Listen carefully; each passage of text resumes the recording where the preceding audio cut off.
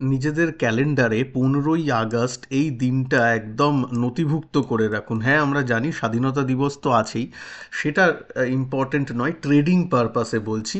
Trading পারপাসে important হলো যারা ট্রেড করেন, 15 তারিখে কিন্তু সারা বিশ্ব একটার দিকে নজর দিয়ে আছে।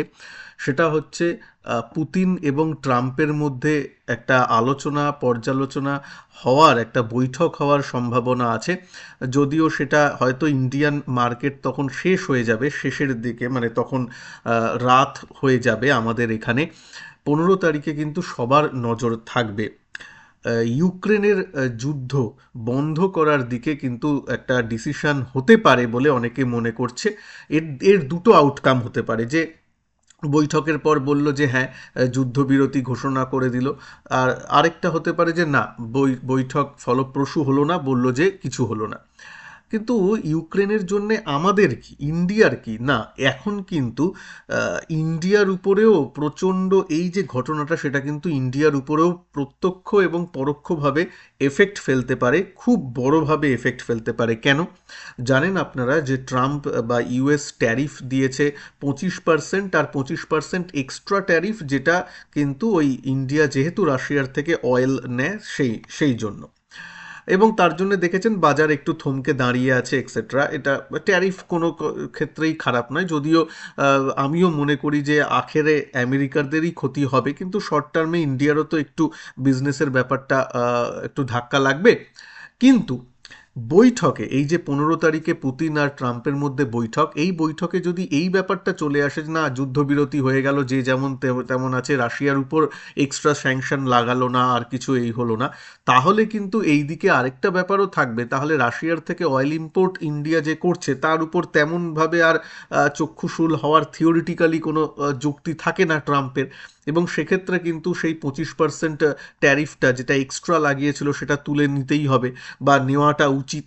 যদিও উচিত কাজ ট্রাম্প কি করে, সেটা তো একটা কোশ্চেন মার্ক থাকেই।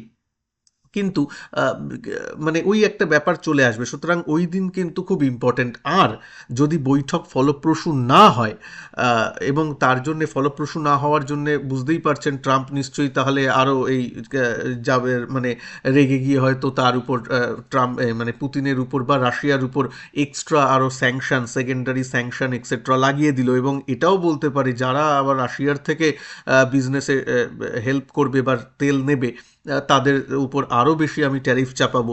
যদিও টার্কিও ইন্ডিয়ার থেকে বেশি তেল ওর থেকে নেয়, রাশিয়ার থেকে নেয়, এবং ইউরোপিয়ান ইউনিয়নরা ন্যাচারাল গ্যাস নেয়, এবং সব থেকে বেশি চায়না সে নেয়। কিন্তু ট্যাফু করতে পারছে না, ট্রাম্প ট্যাফু করতে পারছে না বেশি তাদের বিরুদ্ধে, কারণ ইউ আর টার্কির ব্যাপারটা তো মানে এক পেশে জাস্ট কি বলে, মানে ওদের ইগনোর বলবো না, মানে ওদেরকে ছাড় দিয়েছে এরকম ব্যাপার। কিন্তু চায়নাকে বলতে পারছে না, কেন চায়না বেশিরভাগ জিনিস ইম্পোর্ট করে, মানে চায়না বেশিরভাগ জিনিস এক্সপোর্ট করে আমেরিকাতে, আমেরিকার অর্ধেক জিনিস চায়না দেয়, রেয়ার আর্থ চায়নার হাতে আছে এক্সেট্রা, তাই জন্য বেশি কিছু বলতে পারছে না। তো এই ব্যাপারটা আছে, সুতরাং বৈঠকের উপর নির্ভর করছে যে কি হয়। এবার দেখা যাক, যদি বৈঠক ফলপ্রসূ না হয় তাহলে কিন্তু স্যাংশনের ব্যাপারটা, খাঁড়াটা আরেকটু বাড়লেও বাড়তে পারে। আবার যদি ফলপ্রসূ হয়ে যায় বৈঠক, সিজ ফায়ার বা একটা কিছু যুদ্ধবিরতি ঘটে, তাহলে কিন্তু ভালো জিনিসটা হবে। 15 তারিখে নজর রাখবেন ওয়ার্ল্ড নিউজের দিকে। চট করে চলে আসবো মার্কেটের উপর, তারপর আপনাদের সাথে আমি একটা ঘোষণারও করা আছে সেটাও বলবো। তো দেখুন মার্কেট আজকে আজকে যদি দেখেন 131 পয়েন্ট প্লাস হয়েছে, যথেষ্ট ভালো। এই লোয়ার বাউন্ড থেকেই একটু দাঁড়াবার জন্য দেখাচ্ছে। একদিন আবার বলছি, বারকোড এখনও আছে, মানে একদিন গ্রিন, তারপরের দিন লাল, আবার গ্রিন, এরকম চলছে। সুতরাং একটু ট্রেন্ড আরও একটু 1-2 দিন গেলে বোঝা যাবে, বা 15 তারিখ পর্যন্ত তেমন সিরিয়াস না ট্রেড করে পরের সপ্তাহ থেকেই দেখা যায়। আর তো 1-2 দিন বাকি আছে এই সপ্তাহের, একটু পাস দিলেই হয়, সোমবার থেকে দেখা যাবে। অ্যাটলিস্ট আমি এই অ্যাপ্রোচ নিচ্ছি। মার্কেট লোয়ার বাউন্ডে আছে, আপাতত দাঁড়িয়ে আছে এখন 24,400, এই লেভেলটা ক্রিটিক্যাল। এই লেভেলের নিচে যদি ট্রেড করে দেন খারাপ। ঠিক আছে, দেখতেই পাচ্ছেন এই লাইনের এখানে আছে, সুতরাং কনসোলিডেট করছে, বলা যাচ্ছে না যে এখান থেকে দারুণ হচ্ছে তা নয়, 1-2 দিন একটু দেখতে হবে। যদি স্মল ক্যাপ মিড ক্যাপ বলেন, স্মল ক্যাপ মিড ক্যাপও আবার বলেছি, এই যে লাল বিগ ক্যান্ডেল এর উপরে কিন্তু এখনও যায়নি, এখনও ট্রেড করেনি স্মল ক্যাপ মিড ক্যাপও তাই। যতক্ষণ না এর উপরে যাচ্ছে ততক্ষণ কিন্তু অতটা আশাবাদী আমি নই পার্সোনালি। এর উপরে যাক, ট্রেড করুক, থাকুক, তারপর দেখা যাবে মিড ক্যাপ স্মল ক্যাপে। এমনিতে ইন্ট্রাডে যেমন চলছে সেই অনুযায়ী চলছে। ভিডিওটাকে একটু লাইক করে দেবেন। তার সাথে সাথে এই বছরে, মোটামুটি এই বছরে আমার সর্বশেষ কোর্স লঞ্চ হয়ে গেছে। এই যে কোর্সটা ইন্ট্রাডে ট্রেডিং, এটা কিন্তু 31/12/2025 পর্যন্ত থাকবে আপনাদের সাথে। মানে আমি আপনাদের সাথে প্রায় 3-3.5 মাস ধরে থাকবো।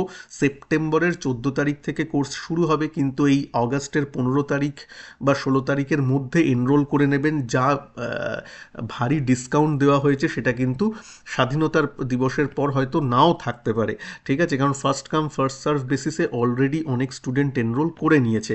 আরেকটা বলি কিভাবে করবেন, 3100 টাকা কিন্তু ফিজ নয়, আবার বলছি। গেট দিস কোর্স বা বাই দিস কোর্স এটা বলে করবেন। আপনাদের অ্যাপে চলে এসেছে। অ্যাপ কোথায়? সঞ্জয় টক্স, গুগল প্লে স্টোর থেকে সঞ্জয় টক্স অ্যাপটা ইনস্টল করে নেবেন, বা ভিডিওর নিচে ডেসক্রিপশন বক্সে এবং প্রথম কমেন্টে আমি লিঙ্ক দিয়ে দিয়েছি। সেখানে গিয়ে ইন্ট্রাডে, কমন ইন্ট্রাডে টপিকস, এটাকে ক্লিক করবেন। বাই নাও বা গেট দিস কোর্স করলে দেখবেন দুটো ওপেন হচ্ছে। এই দুটোকে অ্যাড করবেন। স্টক ইন্ট্রাডে এটাকে অ্যাড করবেন। এখানে চেকবক্স থাকবে। আপনারা যারা মোবাইলে করছেন তাদের হয়তো বাঁ দিকে চেকবক্স থাকবে। চেকবক্সটাকে এরকম ক্লিক করবেন, ঠিক আছে? ক্লিক করলেই দেখবেন প্রাইসটা, যারা স্টক ইন্ট্রাডেটা নিতে চান, 5100 টাকার মতো, 5000 টাকার মতো। আর আমি বলবো যে আরও 1000 টাকা অ্যাড করলে আপনি ফিউচার অ্যান্ড অপশানটাও পেয়ে যাচ্ছেন। শুধু শুধু কেন করবেন না, ঠিক আছে? এটা করে নিন মোটামুটি। এটা আমার তরফ থেকে বলা থাকলে তাহলে টোটাল 6000 টাকায় কিন্তু পুরো ইন্ট্রাডে কোর্সটা আপনি পাচ্ছেন। আবার বলছি, ইন্ট্রাডে কমন টপিক্সটাকে বাই নাও ক্লিক করার পর কিন্তু পপ আপে দুখানা কোর্স আসবে, stock intraday and future and option intraday. এই দুটোকেই ক্লিক করবে, চেক করবেন, তারপর কিন্তু প্রসিড টু পেমেন্টে যাবেন।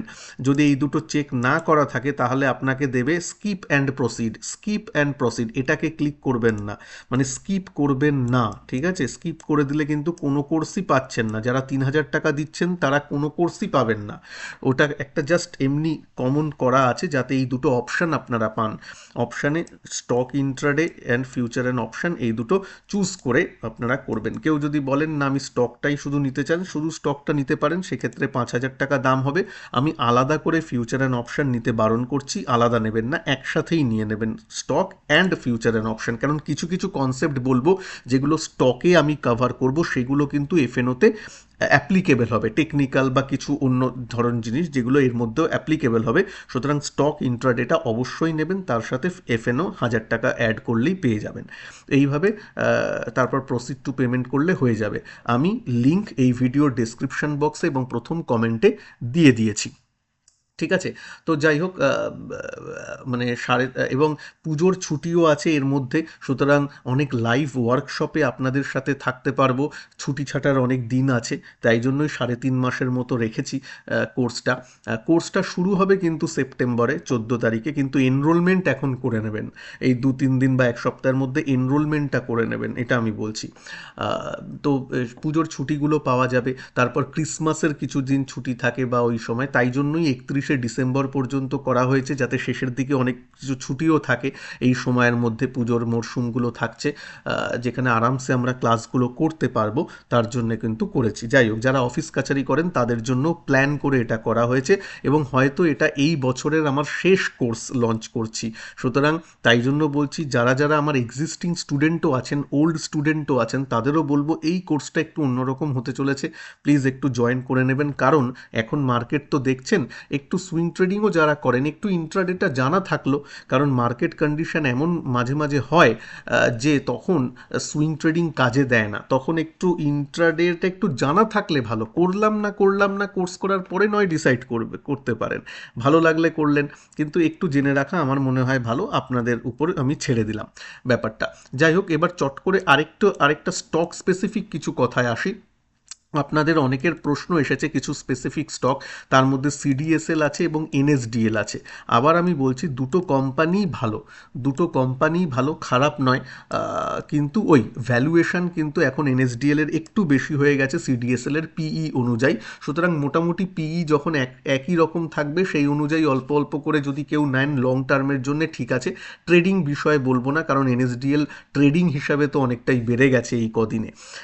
আর যারা আইপিওতে পেয়েছেন অবভিয়াসলি অ্যাটলিস্ট কেনা দামে স্টপ লস রেখে তো একটু দেখা যেতেই পারে, কোনো অসুবিধা নেই, যদিও কোনো ফিনান্সিয়াল অ্যাডভাইস নেই, অ্যাডভাইস নয়। কোম্পানি হিসেবে ভালো এনএসডিএলও সিডিএসএলও, সেটাই আমি আপনাদেরকে বললাম, মানে বিজনেস মডেলটা খারাপ নয়। আচ্ছা, এইবার আসি আরও কিছু স্টক নিয়ে আলোচনা। তার মধ্যে ধরুন একটা দুটো স্টক নিয়ে আপনাদের প্রশ্ন আসে, যেমন জিও ফিনান্স। জিও ফিনান্স ভালো, ব্ল্যাক রকের এখন দেখছেন অনেক মিউচুয়াল ফান্ডও লঞ্চ হচ্ছে, যেমন জিও ফিনান্সের রিসেন্টলি স্মল ক্যাপ 250 ইন্ডেক্সের উপর ফান্ড লঞ্চ হয়েছে। তো মানে ওরা আস্তে আস্তে বিজনেসে ঢুকছে এবং সেটা খারাপ নয়, ঠিক আছে। এবার মার্কেট ক্যাপ ওদের অনেক বেশি, সুতরাং আপনি জিও ফিনান্স নেবেন এবং কাল পরশু 10% বেড়ে যাবে এইগুলো আশা করবেন না। যারা লং টার্মে একটু ইনভেস্টমেন্টের পারপাসে দেখছেন তাদের জন্য অনেক নিচু যখন ছিল 220 টাকা 230 টাকা, তখন থেকে আমি বলে এসেছি।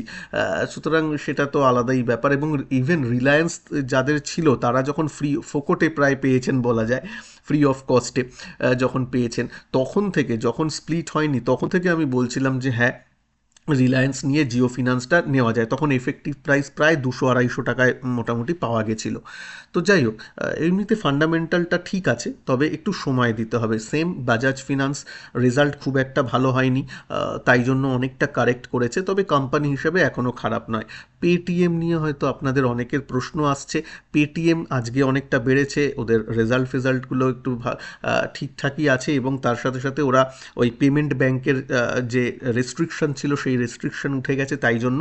তবে পেটিএমে আমি পার্সোনালি খুব একটা ভালো লাগে না আমার, তাই জন্য আমি নিজে অ্যাটলিস্ট ট্রেড বা ওইসবের দিকে স্পেশালি দেখি না। তবে আমার নিজের এটা মতামত, অন্য নয়। যা করছেন স্ট্রিক্ট স্টপ লস রেখে কাজ করবেন, কারণ খুব ভোলাটাইল নিউজ বেসড এই স্টকগুলো, সুতরাং সেই অনুযায়ী আপনাদের দেখতে হবে।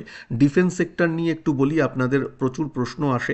ডিফেন্স সেক্টরে যদি আমি দেখি নিফটি, ডিফেন্স সেক্টর এই 1-2 দিনে একটু ভালো করেছে। ইন্ডিয়া ডিফেন্স দেখতেই পাচ্ছেন এখন কনসলিডেশন ফেজে চলে গেছে। আপনি যদি দেখেন অ্যালার্ট অ্যান্ড স্টপ লস আমি এখানে রেখেছিলাম, সুতরাং যাদের এইখানে পজিশন ছিল, এইখানে কেন, এইখানে হচ্ছে ওই সিজ ফায়ারের আগের দিন আমি যে ভিডিও করেছিলাম, সিজ ফায়ার যেদিন হয়েছিল, তারপর উইকেন্ডে আমি যে ভিডিও করেছিলাম, তারপরের দুদিন এরকম ছিল, আমি নিজে এখানে পজিশন নিয়েছিলাম, এবং তারপর বেশ ভালো একটা র্যালি আমরা এনজয় করেছিলাম, এবং সেখান থেকে কিন্তু পার্শিয়াল প্রফিট বুক করে নিই। এবং এখানে ফাইনাল স্টপ লস থাকে, ট্রেলিং স্টপ লস যাকে বলে, ট্রেলিং স্টপ লস, সেটা কিন্তু হয়ে আমি এখান থেকে বেরিয়ে যাই, মানে পুরোপুরি যেটা ট্রেডিং পারপাসে বেরিয়ে গেছি। আবার নিচে এসেছে, এখন কি আমি অ্যাকুমুলেট করছি না, এখন আমি দেখছি অ্যাটলিস্ট এই লেভেলটা যদি হোল্ড করে, এই লেভেলটা যদি না ভাঙে, দেন ইট ইজ গুড। ঠিক আছে, কারণ এখানে একটা ভালো মুনাফা হয়েছে, এখানে যদি পজিশন নেওয়াও যায়, যদি 1-2 দিন আরেকটু স্টে করে, সেক্ষেত্রে এখানে আমার স্টপ লস হবে। যদি আমার স্টপ লস হিটও হয়, তাহলে এখানে তো আমি দারুণ মুনাফা রোজগার করে নিয়েছি, সেক্ষেত্রে এইটুকুনি লস দিয়ে কোনো অসুবিধা নেই। মানে কেউ যদি 25% রোজগার করে নেন, তারপর 2% দিলেন, তাতে মার্কেটকে আবার ফিরিয়ে দিলেন, তাতে কিছু যায় আসে না। ট্রেডিংটা এইরকমই, এটা একটু মনে রাখতে হবে, ঠিক আছে। যেমন এখান থেকে আমি যদি দেখি, আমি মোটামুটি একদম টপে 20%-এর মতো মুনাফা রোজগার হয়েছে। তারপর যদি এখান থেকে এই নিচে 2-5% স্টপ লস দিতে হয়, 2-3% স্টপ লস দিতে হয়, দেন ইট ইজ ওকে।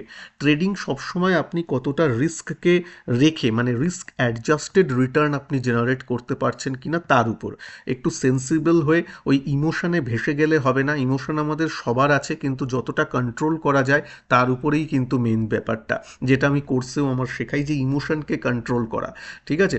তো যাই হোক, এই ব্যাপারটা একটু মাথায় রাখবেন। ডিফেন্স সেক্টর নিয়েও বললাম। আর আইটি নিয়ে আপনাদের প্রশ্ন আসছে, আইটিতে আমি একদমই বুলিশ নই, বারবার বলছি। যেহেতু এআই এর একটা ব্যাপার আছে, টিসিএস কর্মী ছাঁটাই করছে এবং বিদেশেও কি হবে সেটা নিয়ে এখন অনেকটা সন্দিহান, ওই ইউএসের ট্যারিফ চলছে, তাই জন্য আইটিতে আমি এখনও সেই অর্থে তেমন নয়। যদি আপনি ডাইভার্সিফাইড মিউচুয়াল ফান্ড আছে বা ডাইভার্সিফাইড কিছু আছে, তার মধ্যে অ্যাজ আ কম্পোনেন্ট আইটি আছে, তাহলে তো আইটিতে এক্সপোজার থাকলোই। আলাদা করে আইটিতে এক্সপোজার নেওয়ার আমার মনে হয় না কোনো মানে আছে।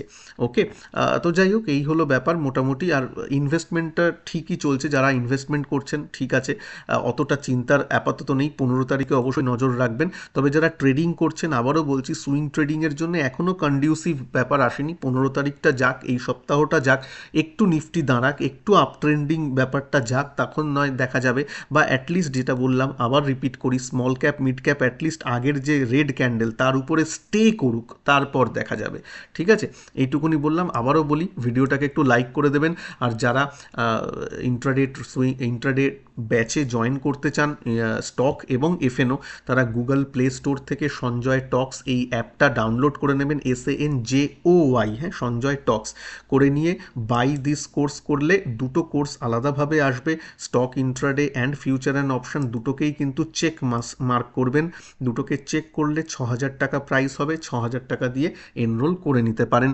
ভালো থাকবেন সবাই, নমস্কার, জয় হিন্দ, বন্দে মাতরম।